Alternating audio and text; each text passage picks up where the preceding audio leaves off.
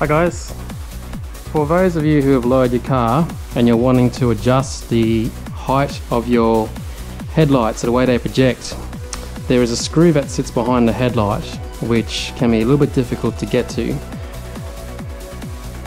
You can look through here and there's meant to be an adjustable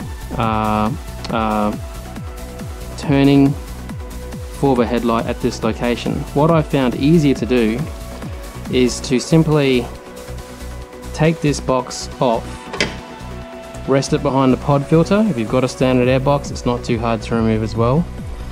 And when you have a look under here, you'll see that there is a yellow tab right in the middle of the headlight.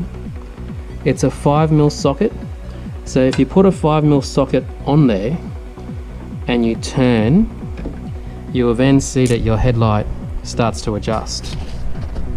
When you put the 5mm socket into this orange locator, if you turn it towards the right hand drive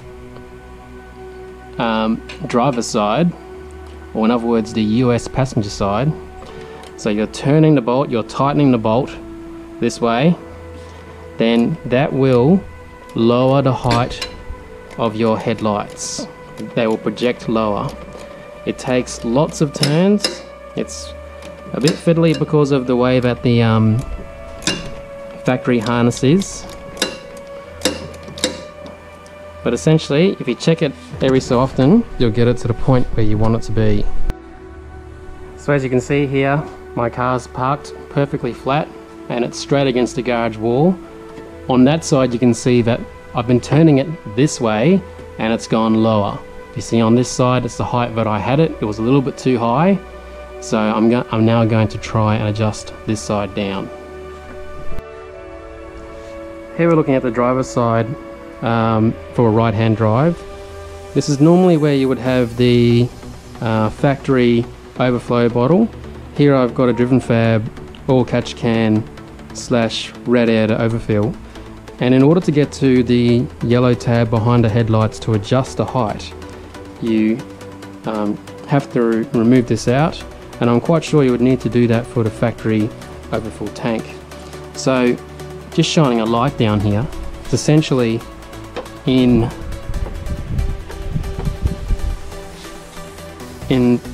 the line of sight of where these two holes are.